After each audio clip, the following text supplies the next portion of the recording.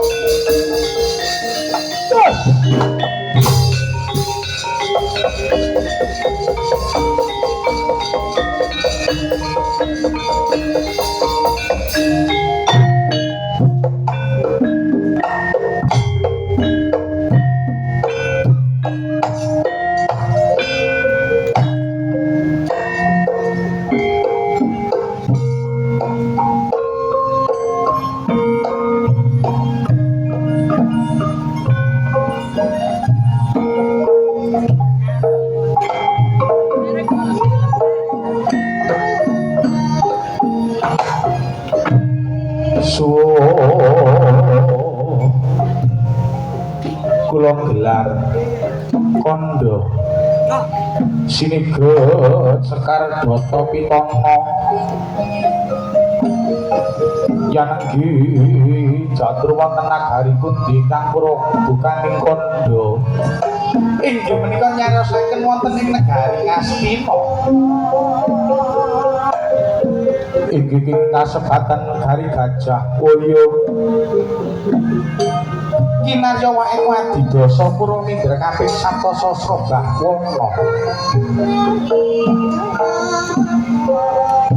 wategese wadhaika sawiji dasa 10 purwa wiwitan Indra mubeng sapta 7 sastra sewu bawana araning jagat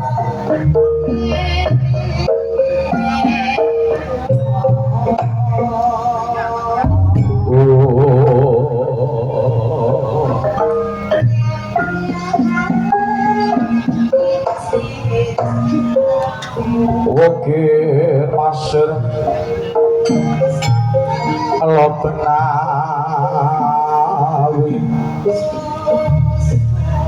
Wokir tondo gunung pasir wedi loro Bengawi Bengawan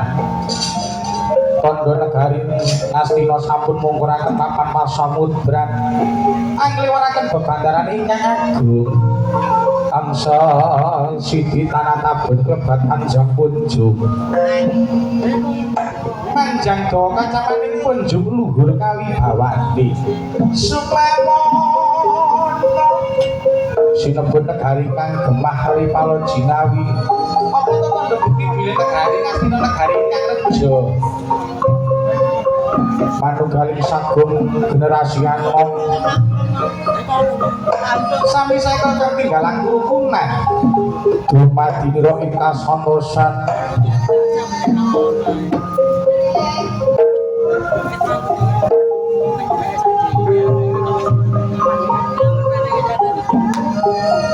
ananging wedal menika tanyarasaken wonten ing lintu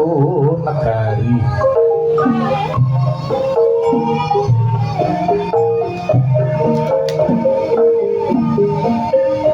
yana Astina megatipun jantur sedina mangsa marya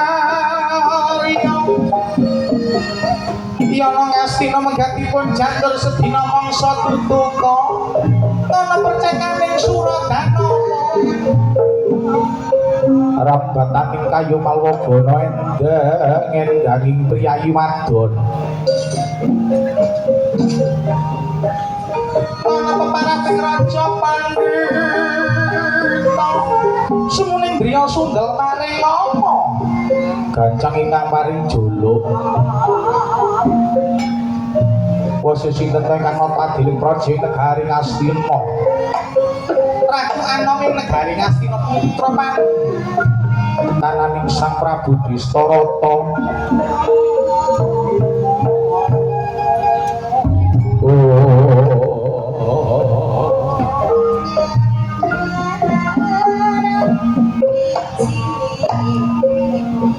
putra panjenenganipun Sang Prabu Dastarata Sang Prabu Jaka Pitana Sang Guru Pati Sang Prabu Duryudana dasar wujuda manungsa ingkang lumrah ning netepi jangka dewe kang sampun kacatur ngantos nalika semanten mangertosi wonten ing sanubari asmani ibu kinukir asmani bapa nggih kini kawasaning kinukir asmani tiyang sepuh jaler kananing Sang Prabu Duryudana remendhakaken amal sepadaning manungsa remen ngayomi dhateng kawula alit ingkang wonten praja Astina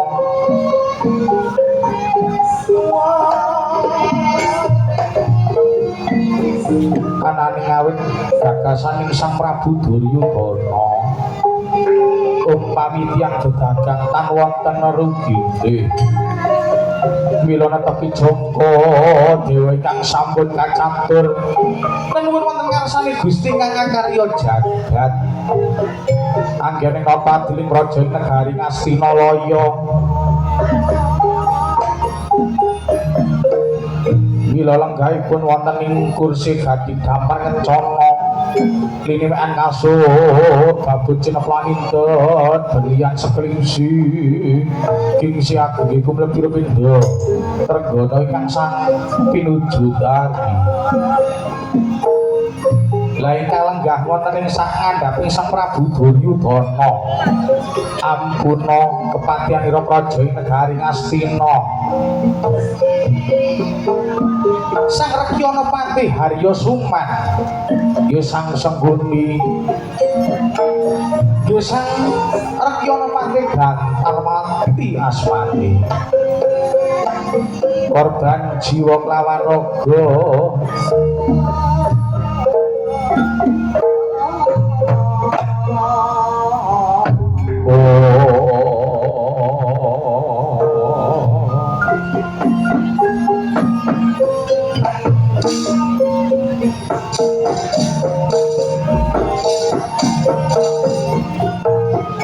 Anggina sowan wonten ing negari Astina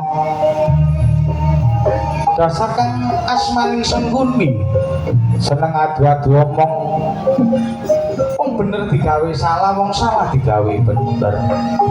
mrika watak-watak ing kananing Sang Rekyana Pati Harya Suman ning nadyan to manika wonten ing praja Astina korban jiwa kelawan raga nadyan to raga migunani manungsa kelawan bangsa tur ing agami mangertos pundi panggenanipun tiyang anem sumawana mangertosi pundi panggenanipun tiyang sepuh sawanira ing praja negari Astina sila mari kelusuku ngapurancan jangga sinamlung kaya kala jengking Pratiwi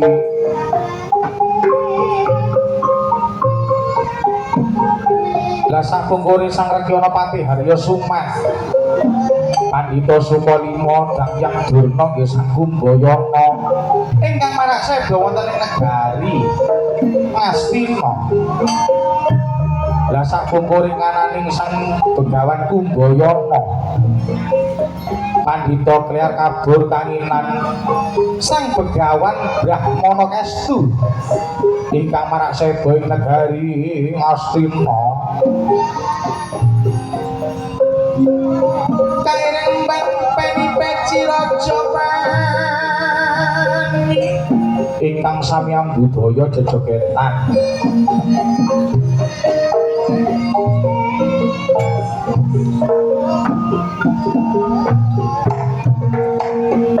ingkang samyang maraseda negari Astina Prawadya bolingan sami nenggo pangandikaning sang nata ing negari Prabu Duryudana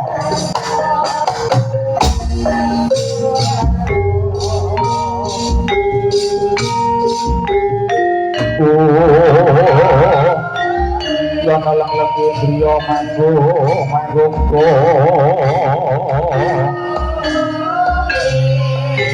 yana kinarya wis arsa pangandika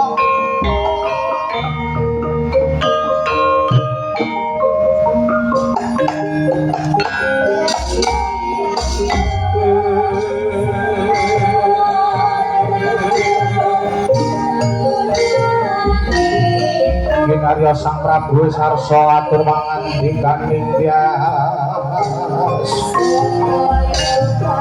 yana saparangadya miyasa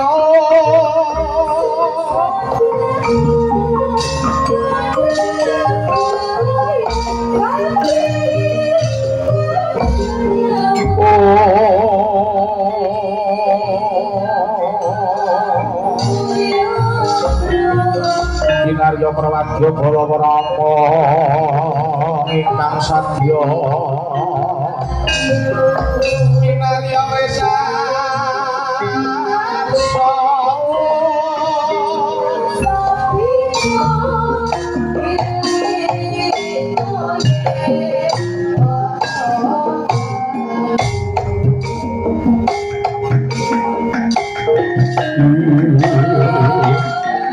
Dana kinarya wis sadur mangandikaning sajroning negara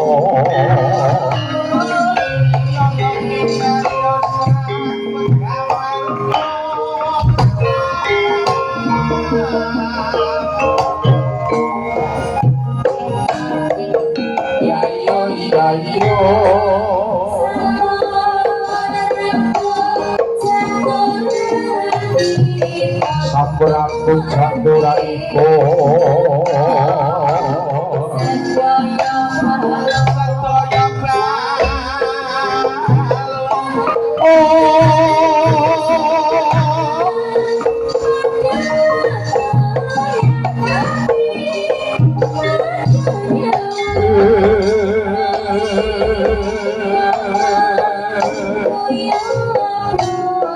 Kaya kobone Prawadya Bala Santana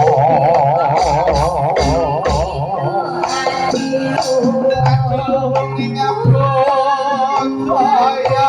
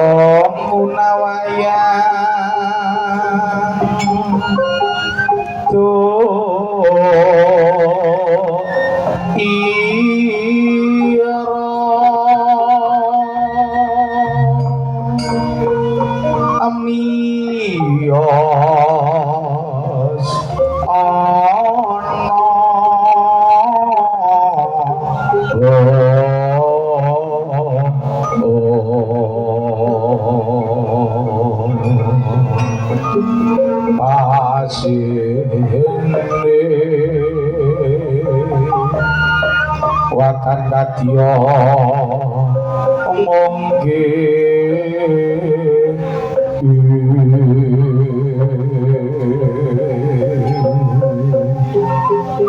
kadya kang sami sumewen monggen ngayo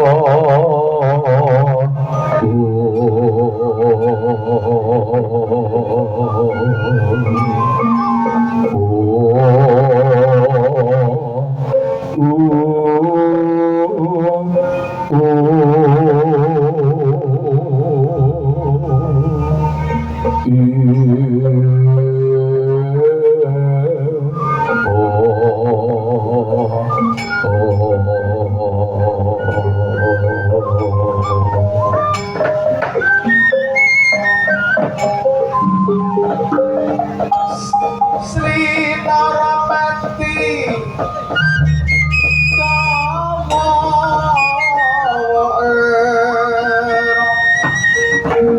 wawan santolernya kula tinete sawan madu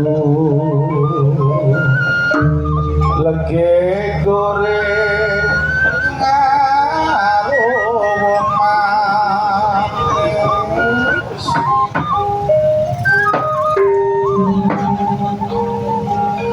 Dewa Jagat Sang Hyang Winadara ya Dewa ya Bathara lan kinarya patutan angdadosaken bunga wonten ing salebeting kalbuning ingsun awit hubungan ingsun menika tan sami gula wentah sumawana ngeleluri pitutur saking para wini sepuh ingkang sami gayu ing ambusuwan bila menapa marmani nganti temekan semanten ugi ingkang sun wijana wonten pengayoman kula kados dinding Arya Paman Gantarwati paman kula aturi lenggah ingkang sekeca ingkang putra pun Duryudana ngaturaken bekti kula katur wonten ngarsanipun Paman Arya Gantarwati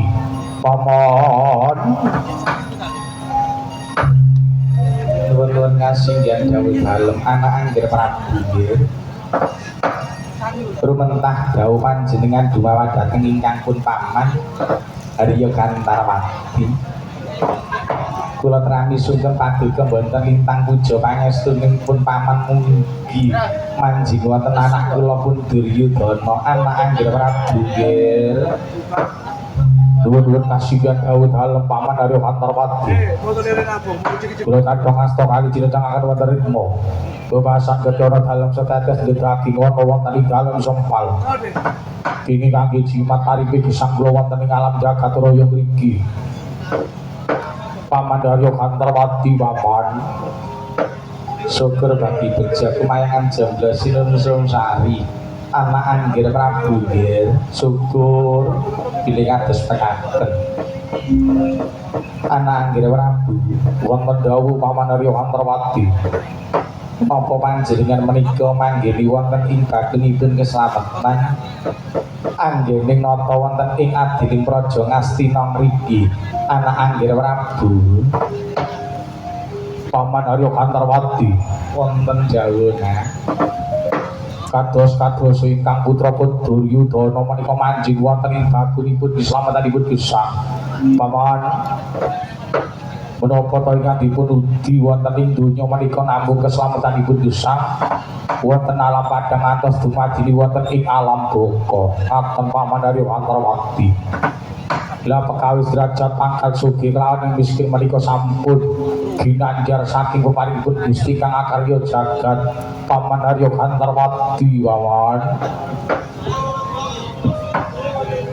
syukur inggih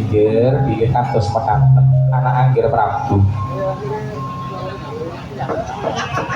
kados atur paduka menika lumebet wonten ing jasadipun Panaraga paman panjenengan pun Gantarwati nah anggir Prabu nuwun kasihan dawuh dalem Paman Arya Gantarwati bilih wonten lepatipun pun Paman Arya Gantarwati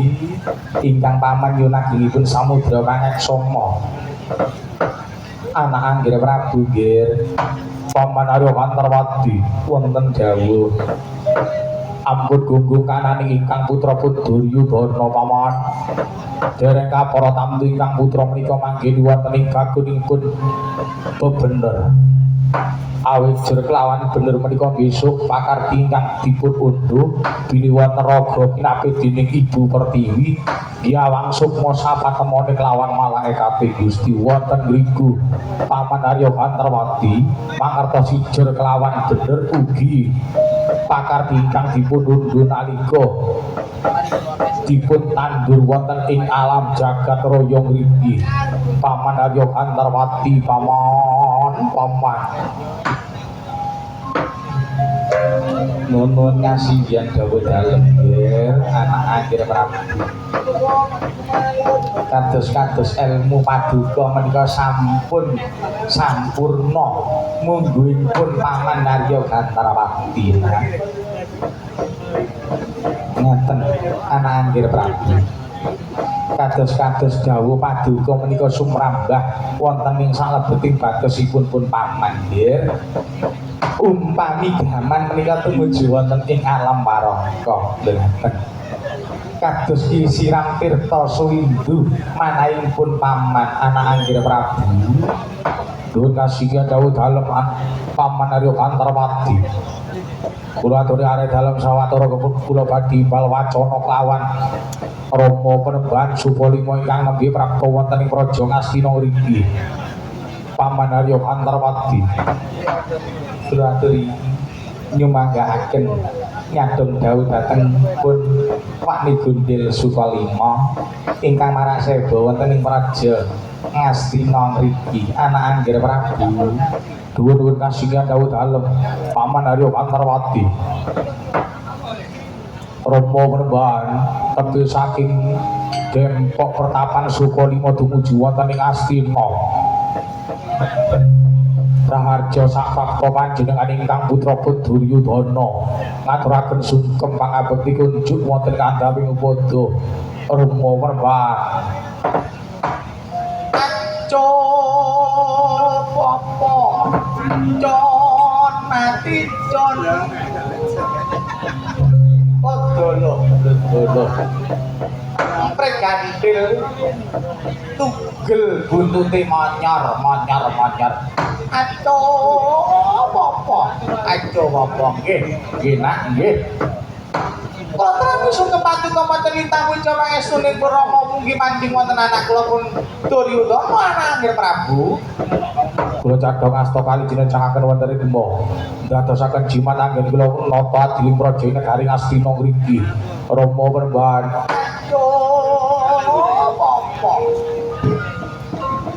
con mati con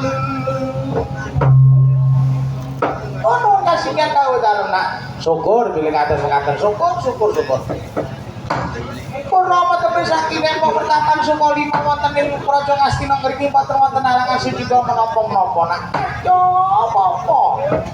angsal pangestune anak anggir Prabu Duryudana nak angsal pangestune anak anggir Prabu Duryudana anak Prabu nuwun kasihan dawuh dalem lenggah ingkang prayoga Rama Penembahan apa wonten kira-kira prasaja anggir kula lenggah wonten ing Praja Ngastina ngriki apa con mati con Adi Juni kan Raharja saprapta para Adi Juni Pak Nigundil Sukalima coba padha Raharja sapraptaku ora ana alangan sambikala apa-apa Pak Nigundil Sukalima apa ya kaya mangkono coba kaya atuh ora ana alangan sambikala apa-apa Adi Juni ya wis lungguh kang kepenak coba kang kurang-kurang kepenak Adi Juni anggon kula ana ing Praja Ngastina kene kula aturi lenggah ingkang prayoga kula badhe imbal wacana kelawan Rama Penembahan Brahmana Kestu menika salah satu galing nalendra wonten ing Praja Ngastina ngriki Rama Penembahan coba ngestaken dawuh anake Rama Penembahan Brahmana Kestu kula ngaturaken sembah pangabekti kula kunjuk wonten ing andhawing pada Rama Penembahan Brahmana Kestu nuwun kasihan dawuh dalem anak anggir Prabu Kula cadhong asta kali nggih kasinggihan dawuh dalem nak. Boten lintang puja pangestunipun Rama mugi. Panjing wonten anak kula pun Duryudana. Dunun kasinggihan dawuh dalem Rama pribadi. Kula cadhong asta kali dadosaken jimat nota diling wonten ing praja Astina mriki. Syukur-syukur nak bini mekaten syukur anak akhir Prabu. Lenggah kula ingkang sekeca wonten ing negari Astina mriki. Kula aturare dalam sawatara Rama Panembahan Brahmana Kestu. Nuwun-nuwun kasinggihan anak akhir Prabu. Kula badhe lenggah ingkang sekeca midhangetaken dawuh pangandikanipun panjenengan anggening nata adiling praja Ngastina mriki.